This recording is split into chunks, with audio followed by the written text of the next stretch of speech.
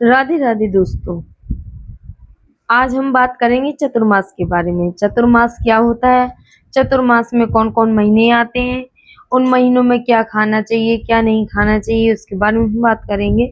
चतुर्मास का पालन कब से करना है और इन 4 महीनों में हम कौन से नियम का पालन करें और क्या दान करें।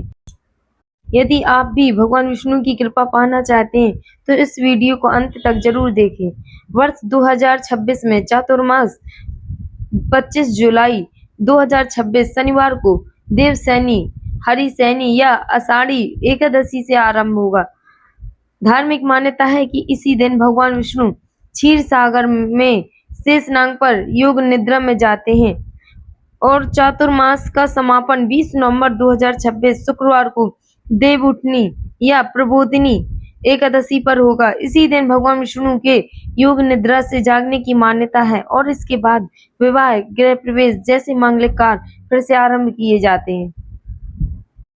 आइए हम जानते हैं चातुर्मास क्या है। चातुर्मास का अर्थ 4 पवित्र महीने। यह केवल एक व्रत नहीं बल्कि संयम, साधना, भक्ति और आत्मशुद्धि का विशेष काल माना जाता है। पुराणों के अनुसार भगवान विष्णु इन 4 महीनों तक योग निद्रा में रहते हैं। इसका अर्थ समान नींद नहीं बल्कि योगिक विश्राम है। इस अवधि में भक्त अधिक से अधिक जप, तप, व्रत, कथा श्रवण और भगवान के नाम का स्मरण करते हैं। अगर हम हिंदू कैलेंडर की बात करें तो हिंदू कैलेंडर के हिसाब से सावन, भद्रा, अश्विन, कार्तिक मास को चतुर्मास बोला जाता है। हिंदी अंग्रेजी कैलेंडर के हिसाब से ये महीने जून जुलाई से लेकर अक्टूबर नवंबर के बीच में खत्म हो जाते हैं। दिवाली के 10 दिन बाद तक ये चलते हैं। चातुर्मास केवल 4 महीने के समय नहीं है बल्कि हर महीने का अपना अलग धार्मिक महत्व है। आइए एक एक करके समझते हैं। पहला महीना श्रावण होता है। यह महीना भगवान शिव और भगवान विष्णु दोनों की उपासना के लिए अत्यंत शुभ माना जाता है। श्रावण में आने वाले मुख्य पर्व कुछ इस प्रकार है, जैसे श्रावण सोमवार, नाग पंचमी, रक्षाबंधन। दूसरा महीना भाद्रपद होता है जिसमें भगवान श्री कृष्ण और भगवान गणेश की भक्ति का विशेष समय माना जाता है। इसमें मुख्य पर्व श्री कृष्ण जन्माष्टमी, कृष्ण गणेश चतुर्थी, ऋषि पंचमी, अनंत चतुर्दशी होती है। और तीसरा महीना आश्विन होता है। यह महीना शक्ति उपासना का महत्वपूर्ण समय माना जाता है। इसमें मुख्य पर्व होते हैं पितृपक्ष, शारदीय नवरात्रि और विजयादशमी, दशहरा। इस दौरान देवी दुर्गा की पूजा और पितरों का श्राद्ध किया जाता है। चौथा महीना कार्तिक होता है। कार्तिक को सबसे पवित्र महीनों में से एक माना गया है। इसमें मुख्य पर्व करवा चौथ, अहोई अष्टमी, धनतेरस, दीपावली, गोवर्धन पूजा, भाई दूज, देवउठनी एकादशी, तुलसी विवाह। और इसी देवउठनी एकादशी के साथ चतुर्मास का समापन हो जाता है। आइए जानते हैं चातुर्मास का पालन कब से करना है। दोस्तों, चातुर्मास शुरू करने की अलग अलग परंपराएं हैं। सबसे अधिक प्रचलित परंपरा देवशयनी एकादशी से देवउठनी एकादशी तक ही है।